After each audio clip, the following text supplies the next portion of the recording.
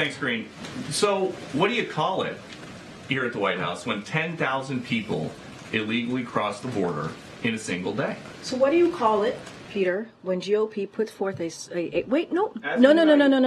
Karine? I'm answering. Okay, we're going to move You're on. answering No, the question with a question. Okay. no, we're moving on. Karine, We're moving. please. In the back. You said you were stopping the flow at the border. No. 10,000 I tried to migrants. answer, Peter. I Okay. tried to answer the question. You stopped me. Let's go. So there was footage yesterday of Border Patrol cutting some of the razor wire that Texas had installed. Governor Abbott has vowed to reinstall it. They have his border czar has pictures of people taking fresh razor wire out to the border to reinstall it. Is there now a federal policy of removing the barriers that Texas is installing? So here's what I'll say. I would have to look into that. I did see those reports yesterday, but as it relates to Governor Abbott, we know what he has done these past couple of years while this president has been in office. He's turned this, when it comes to the border, he's turned this into a political stunt. And that's what he's done over and over again. That's what I can speak to. I did see those reports. I would have to go back and get a sense from the team and give you an answer on that. There is an enormous amount of concern. The mayor of Eagle Pass tells us at least 5,000 people crossed probably yesterday or in the last 2 days, maybe a lot more. I mean, you've already talked a little bit, but Yeah. what resources specific to this surge are being Well, I just laid deployed? out 3 additional announcements that we did to deal with the border that we announced yesterday. We announced the TPS Venezuela announcement as well yesterday, and so this is a president again that has taken action without the help of Republicans in Congress. He has taken action over and over again to deal with this issue. But let's not forget, and you know this very well, having as you're covering that region, that this is an issue that's been around for decades. This is a broken immigration system. This is why the president on his first day put forth a comprehensive piece of legislation to try to deal with this immigration system. We put CBP, 25,000 CBP agents out there. We tried to make sure that we deal with the smuggling that's happening. We've tried to make sure that we continue to deal with this in a humane, orderly way, and that's what we're going to continue to promise to do. Again, we just announced 3 more additional enforcement pathways or ways to move forward on this, and so the president's going to continue to do what he can from this administration. Thanks, Karine. I want to say, actually, with the border, how many people coming into this country illegally is enough for President Biden then? Say that last one. How many people illegally coming into the United States is enough for President Biden's administration? Enough for what? 5.9 million people have been encountered illegally. I know the numbers, but enough for what? Enough just to stop the flow. As I mentioned, this is a problem that's been around for some time now, for decades, a broken system. The president has done everything and is going to continue to do what he can, without the help of some Republicans in Congress, to deal with this issue. And I just laid out what he has done over the past 2 years, right? 24,000 CBP agents and officers along the southwest border. This is a historic number, more than any other president has been able to do. And that's 2,600 additional civilian personnel. Those are going to be helpful in dealing with the issue. Increase border holding capacity by 3,750 to 22,700. And so we're trying to deal with the smuggling issues that we're seeing as well on the border. So the president's going to continue to do the work. He made some announcement as well yesterday, as I just mentioned. And so look, we're going to continue to implement a strategy that is humane, that is safe, and that is orderly as it relates to enforcement. And so that is a promise that you can see from this president. Again, GOP, the Republicans, put out a continuing resolution that actually reverses the work that the president is trying to do, makes the situation worse. That's what they were trying to push. And so, look, we would love to do it in a bipartisan way and really fix this issue that's been around for some time now. But right now, the president is doing it on his own. Thanks, Karine. Will we see the president try and get directly involved in trying to avert this possible government shutdown? And will he be speaking with Speaker McCarthy? And if so, what's his message? So look, the president talks often to members of Congress. That is something that he does pretty regularly. That is and something that he will continue to do. I don't have any conversations to lay out, but I said this moments ago, right? Which is the president and the speaker came to a deal in May. This is not for us to fix. This is for House Republicans to fix, the extreme House Republicans. This is on them. There is a deal. A deal is a deal that they voted on in a bipartisan way. It is up to them to fix this. The message is very clear. What he says in private is certainly what he says in private is the same as what he says publicly, which is there is no reason for Republicans to shut down the government. House Republicans should stop their partisan games and keep their promises and also do their jobs. That's the message that the president is sending.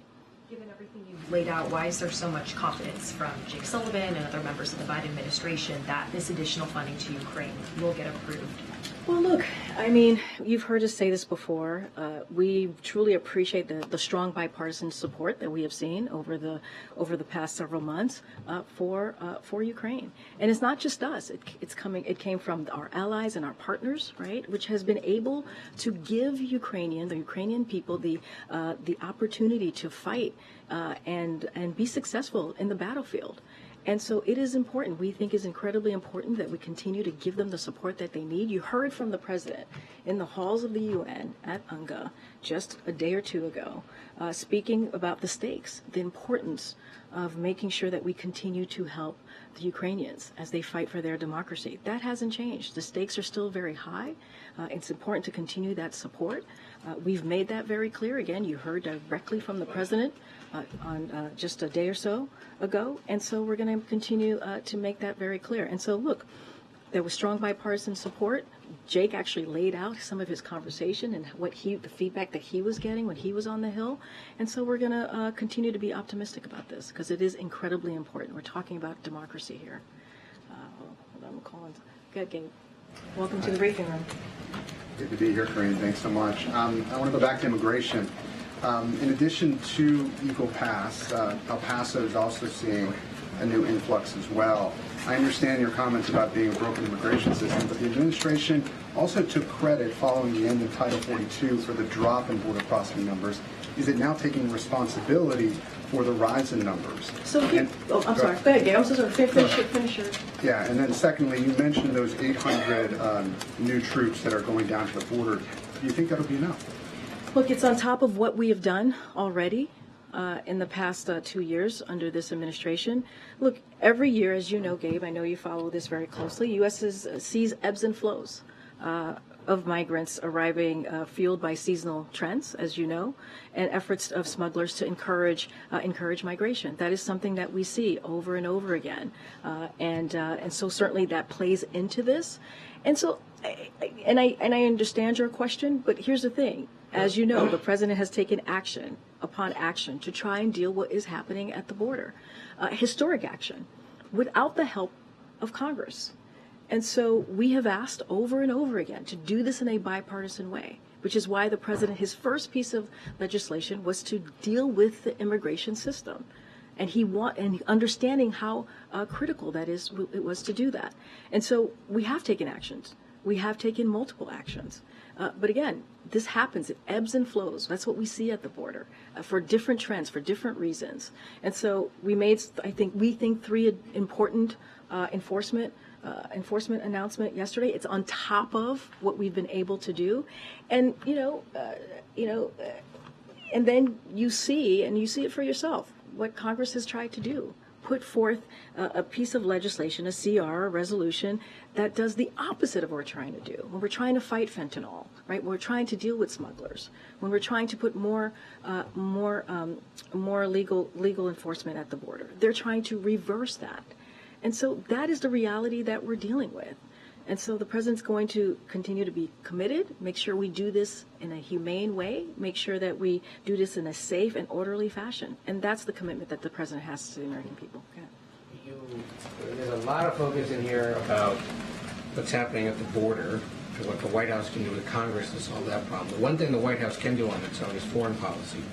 Who's talking to Venezuela about why these people are still coming? Who's talking to Panama about the Darien Gap and who's allowing them to come in? And whatever happened to those State Department and Spain and Canada centers that were going to be set up along route? So on the to last, make sure that people would have options. All very good questions. Clearly, the centers, we would get more information for you on that. But look, these diplomatic conversations are incredibly important. You heard from the National Security Advisor. These are conversations that Blinken is having, the Secretary of State is having. The President, let's not forget, just last fall brought 22 countries together to talk about how migration is affecting the region. And remember, they signed a declaration. Look, these diplomatic conversations will continue. It is not an easy issue to deal with, right? But they're going to continue. The point that I'm making, and the point that I think you all some of you have reported on, this is a president that has taken historic action on an issue, on a system that has been broken for some time. And we have been very clear. We would like to do this in a bipartisan way. We would like to do it with the help of Republicans. But right now, we are doing it in the best way that we can, taking diplomatic actions that you just laid out, right? Having those conversations, seeing how we can work with this issue, because it's a regional issue. This is a West Hemisphere issue, right? And so we're going to continue to do that, and also make announcements like we did yesterday to deal with what's going on at the border.